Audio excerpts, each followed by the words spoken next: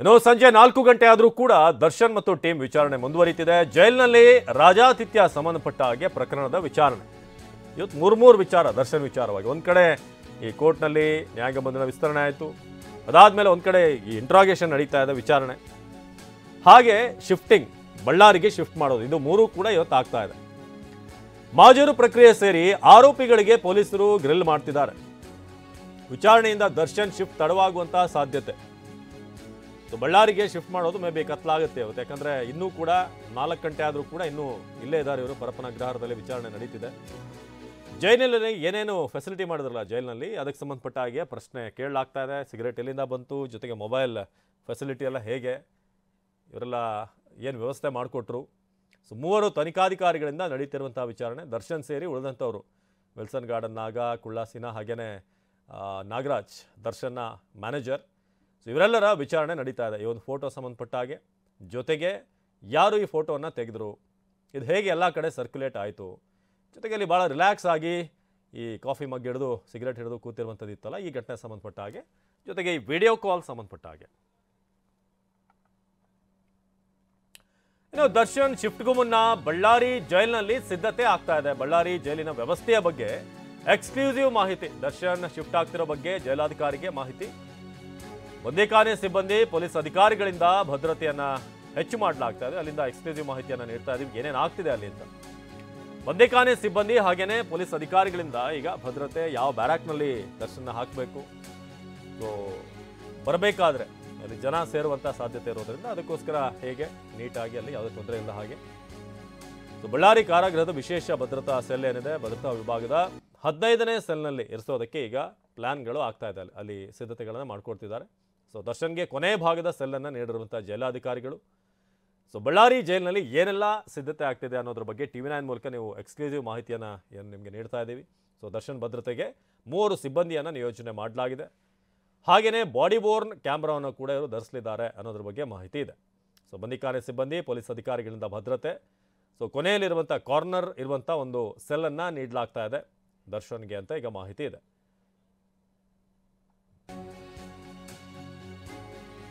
ಬಳ್ಳಾರಿ ಜೈಲು ಸಿದ್ಧತೆಯ exclusive ಮಾಹಿತಿಯನ್ನ ನಿಮ್ಮ ಮುಂದೆ ಇಡ್ತಾ ಇದ್ದೀವಿ, ಏನೇನಾಗ್ತಿದೆ ಅಂತ. ದರ್ಶನ್ ಭದ್ರತೆಗೆ 3 ಸಿಬ್ಬಂದಿಯನ್ನ ನಿಯೋಜನೆ ಮಾಡಲಾಗ್ತಾ ಇದೆ.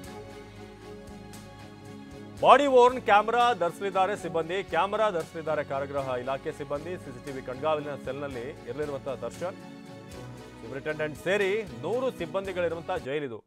385 ಖೈದಿಗಳು ಸದ್ಯಕ್ಕಿದ್ದಾರೆ. ಎಷ್ಟು ಮಟ್ಟಿಗೆ ಅಂತಂದ್ರೆ ಇಲ್ಲಿ ಶಿವಮೊಗ್ಗದ ಹರ್ಷ ಕೊಲೆ ಏನಾಯಿತು ಆ ಒಂದು ಆರೋಪಿಗಳು, ಇನ್ನು ಪ್ರವೀಣ್ ನೆಟ್ಟಾರು ಮರ್ಡರ್ ಆರೋಪಿಗಳು ಕೂಡ ಇಲ್ಲೇ ಇದ್ದಾರೆ, ಇದೇ ಜೈಲಿನಲ್ಲಿ ಇದ್ದಾರೆ. ಸೊ ದರ್ಶನ್ ಭದ್ರತೆಗೆ 3 ಸಿಬ್ಬಂದಿ, ಹಾಗೆಯೇ ಬಾಡಿ ವೋರ್ನ್ ಕ್ಯಾಮ್ರಾವನ್ನು ಕೂಡ ಅವರಿಗೆ ನೀಡಲಾಗಿದೆ. ಏನಾದರೂ ಅಲ್ಲಿ ಏನೇನು ಮೂವ್ಮೆಂಟ್ ಆಗುತ್ತೆ, ಯಾರು ಬಂದು ಕಾಂಟ್ಯಾಕ್ಟ್ ಮಾಡ್ತಾರೆ, ಇದೆಲ್ಲವೂ ಕೂಡ ರೆಕಾರ್ಡ್ ಆಗುತ್ತೆ ಅದರಲ್ಲಿ. ಜೊತೆಗೆ ಅದನ್ನು ನೋಡ್ಬೋದು ಏನೇನು ಆಗ್ತಾ ಇದೆ ದರ್ಶನ್ ಸೆಲ್ ಸುತ್ತಮುತ್ತ ಅಂತ. ಶಿವಪ್ರಸಾದ್ ಈ ಬಗ್ಗೆ ಹೆಚ್ಚಿನ ಮಾಹಿತಿಯನ್ನು ನೀಡ್ತಾರೆ ನಮ್ಮ ಪ್ರತಿನಿಧಿ.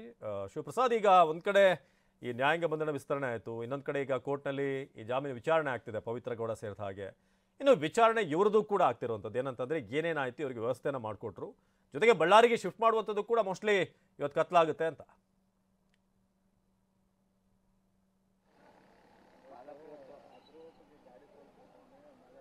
ಅವನಷ್ಟೇ ಒಟ್ಟೊಟ್ಟಾಗಿ 3 ಪ್ರಕ್ರಿಯೆಗಳು ಕೂಡ ನಡೆತಿರ್ತಕ್ಕಂಥದ್ದು. ಒಂದೆಡೆ ಕೋರ್ಟ್ನಲ್ಲಿ ಪವಿತ್ರ ಗೌಡ ಅವರ ಜಾಮೀನು ಅರ್ಜಿಗೆ ಸಂಬಂಧಪಟ್ಟಂತೆ ವಿಚಾರಣೆ ನಡೆತಿದ್ದಾರೆ. ಮತ್ತೊಂದೆಡೆಯಲ್ಲಿ ದರ್ಶನ್ಗೆ ರಾಜಾತಿಥ್ಯ ಪ್ರಕರಣಕ್ಕೆ ಸಂಬಂಧಪಟ್ಟಂತೆ ಪೊಲೀಸರು ಕೂಡ ಪ್ರಕರಣದ ವಿಚಾರಣೆಯನ್ನು ಕೂಡ ತನಿಖೆಯನ್ನು ಚುರುಕುಗೊಳಿಸಿರ್ತಕ್ಕಂಥದ್ದು. ಇದರ ಭಾಗವಾಗಿ ಮತ್ತೊಂದೆಡೆ ದರ್ಶನ್ನನ್ನು ಬಳ್ಳಾರಿ ಜೈಲಿಗೆ ಶಿಫ್ಟ್ ಮಾಡುವಂಥ ಪ್ರಕ್ರಿಯೆಗೂ ಕೂಡ ಚಾಲನೆ ಸಿಕ್ಕಿರ್ತಕ್ಕಂಥದ್ದು. TV9 ದೃಶ್ಯಾವಳಿಯಲ್ಲಿ ಈಗಾಗಲೇ ಗಮನಿಸಬಹುದಾಗಿದೆ. ಇಡೀ ಪ್ರಕರಣಕ್ಕೆ ಸಂಬಂಧಪಟ್ಟಂತೆ 3 ಕೂಡ ಪ್ರಕ್ರಿಯೆಗಳು ಒಟ್ಟೊಟ್ಟಾಗಿ ನಡೀತಿರ್ತಕ್ಕಂಥದ್ದು. ಒಂದೆಡೆ ಈ ಜೈಲಿನಿಂದ ಈ ಪರಪ್ಪನ ಅಗ್ರಹಾರ ಜೈಲು ಅಕ್ರಮಗಳ ಕೂಟ ಏನಾಗಿದೆ, ಪರಪ್ಪನ ಅಗ್ರಹಾರ ಜೈಲು ಪ್ರತಿ ಬಾರಿ ಹಿಂದೆಯೂ ಕೂಡ TV9 ವಿಸ್ತೃತ ವರದಿಯನ್ನು ಬಿತ್ತಿತ್ತು, ಸ್ಟಿಂಗ್ ಆಪರೇಷನ್ ಕೂಡ ಮಾಡಿತ್ತು. ಆಗಲೂ ಕೂಡ 7-8 ಜನ ಅಧಿಕಾರಿಗಳು ಕೂಡ ಅವರನ್ನು ಕೂಡ ಸಸ್ಪೆಂಡ್ ಮಾಡಲಾಗಿತ್ತು. ಪದೇ ಪದೇ ಈ ರೀತಿಯ ಕೃತ್ಯಗಳು ನಡೀತಿದ್ರು ಕೂಡ ಪರಪ್ಪನ ಅಗ್ರಹಾರದ ಸಿಬ್ಬಂದಿ ಇನ್ನೂ ಕೂಡ ಪಾಠ ಕಲಿದೇ ಇರತಕ್ಕಂಥದ್ದು. ನಿಜಕ್ಕೂ ಕೂಡ ಪರಪ್ಪನ ಅಗ್ರಹಾರದಲ್ಲಿರ್ತಕ್ಕಂಥ ಅವ್ಯವಸ್ಥೆಗಳನ್ನು ಸರಿ ಮಾಡೋದಕ್ಕೆ ಹಿರಿಯ ಅಧಿಕಾರಿಗಳ ಕಾಯಕಲ್ಪ ಸಿಗಬೇಕಾಗಿದೆ ಅಂತ ಅನ್ಸುತ್ತೆ.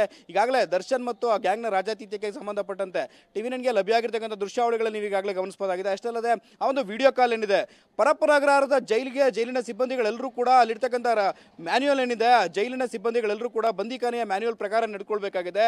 ಆದರೆ ಮ್ಯಾನ್ಯುಯಲ್ ಇರ್ತಕ್ಕಂಥ ಎಲ್ಲ ನಿಯಮಗಳನ್ನು ಗಾಳಿಗೆ ತೂರಿ ಇಲ್ಲಿ ಕಾನೂನಿಗೆ ವಿರುದ್ಧವಾಗಿ ಎಲ್ಲಾ ರೀತಿಯ ಅಕ್ರಮ ಚಟುವಟಿಕೆಗಳ ದಂಧೆಯನ್ನಾಗಿಸಿಕೊಂಡಿದ್ದಾರೆ ಅಂದ್ರೆ ತಪ್ಪಾಗಲಾಗಿರ್ತಕ್ಕಿಲ್ಲ.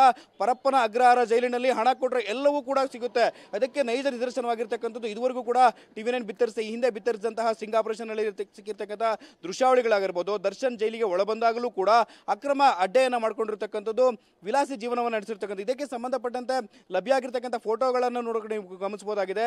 ಅಷ್ಟೇ ಅಲ್ಲದೆ ಜೈಲಿನಲ್ಲಿರ್ತಕ್ಕಂಥ ಒಬ್ಬ ಕೈದಿಯನ್ನ ಜೈಲಿನ ಮ್ಯಾನ್ಯುಯಲ್ನ ಪ್ರಕಾರವಾಗಿ ನಡೆಸಿಕೊಳ್ಳದೆ ಆತನಿಗೆ ಎಲ್ಲ ರೀತಿಯ ಆತಿಥ್ಯವನ್ನು ಕೊಡಬೇಕಾದ್ರೆ ಆತನನ್ನ ಜೈಲಿನ ಒಳಗಿಟ್ಟು ಪ್ರಯೋಜನ ಏನು ಬಂತು? ಆತನ ಹೊರಗಡೆ ಕೂಡ ರಾಜಾರೋಷವಾಗಿ ಓಡಾಡೋದಕ್ಕೆ ಬಿಡ್ಬೋದಲ್ವಾ? ಈ ರೀತಿಯ ಪ್ರಶ್ನೆಗಳು ಹೇಳೋದು ಸಾಮಾನ್ಯ. ಇದಕ್ಕೆ ಸಂಬಂಧಪಟ್ಟಂತೆ ಈಗಾಗಲೇ ಪ್ರಕರಣವನ್ನು ಗಂಭೀರವಾಗಿ ಪರಿಗಣಿಸಲಾಗಿರ್ತಕ್ಕಂಥದ್ದು.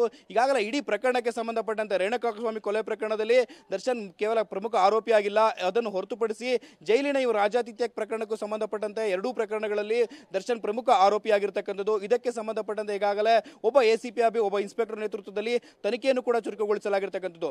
ದರ್ಶನ್ ಪರಪ್ಪನ ಅಗ್ರಹಾರ ಜೈಲಿನ ಒಳಗೆ ಬಂದಂತ ಬಳಿಕ ಆತನಿಗೆ ನೀಡಿರ್ತಕ್ಕಂಥ ಆತಿಥ್ಯಕ್ಕೆ ಸಂಬಂಧಪಟ್ಟಂತೆ ಸಿಗರೇಟ್ ಅನ್ನು ನೀಡಿದವರು, ಆತನಿಗೆ ಈ ರೀತಿಯಾಗಿ ರಾಜಾತಿಥ್ಯವನ್ನು ಸ್ವೀಕಾರವನ್ನು ಮಾಡೋದಕ್ಕೆ ದರ್ಶನ್ ಆತನಿಗೆ ಹಣವನ್ನು ಏನಾದರೂ ಕೊಟ್ಟಿದ್ದರ, ಈ ಎಲ್ಲ ಅಂಶಗಳ ಕುರಿತಂತೆ ಕೂಲಂಕುಷವಾಗಿ ತನಿಖೆಯನ್ನು ನಡೆಸಬೇಕಾಗಿದೆ.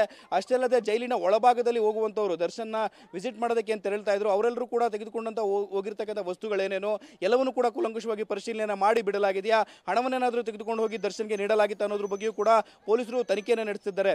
ಇಡೀ ಪ್ರಕರಣಕ್ಕೆ ಸಂಬಂಧಪಟ್ಟಂತೆ ಸದ್ಯ ದರ್ಶನ್ನ ಬಳ್ಳಾರಿ ಜೈಲಿಗೆ ಶಿಫ್ಟ್ ಮಾಡೋದಕ್ಕೆ ಇಲ್ಲಿನ ಚೀಫ್ ಸೂಪರಿಂಟೆಂಡೆಂಟ್ ಈಗಾಗಲೇ 24ನೇ ACM ನ್ಯಾಯಾಲಯದಿಂದ ಅವಕಾಶವನ್ನು ಕೂಡ ಪಡೆದುಕೊಂಡಿರ್ತಕ್ಕಂಥ ಅದಕ್ಕೆ ಅನುಮತಿಯನ್ನು ಪಡೆದುಕೊಂಡಿದ್ದಾರೆ. ಈಗಾಗಲೇ ಬಳ್ಳಾರಿ ಜೈಲಿಗೆ ದರ್ಶನ್ನ ಶಿಫ್ಟ್ ಮಾಡಬೇಕಾಗಿದೆ. ಮತ್ತೊಂದೆಡೆ ಶಿಫ್ಟ್ ಮಾಡೋದಕ್ಕೆ ಎಲ್ಲ ರೀತಿಯ ಸಿದ್ಧತೆಗಳನ್ನ ಮಾಡ್ಕೊಳ್ತಿದ್ರೆ ಈ ಎರಡೂ ಪ್ರಕರಣಗಳಿಗೆ ಸಂಬಂಧಪಟ್ಟಂತೆ ದರ್ಶನ್ ಅವರನ್ನ ವಿಚಾರಣೆಗೊಳಪಡಿಸಬೇಕಾಗಿದೆ. ಎಸ್ ಧನ್ಯವಾದ ಮಾಹಿತಿಗಾಗಿ ಶಿವಪ್ರಸಾದ್.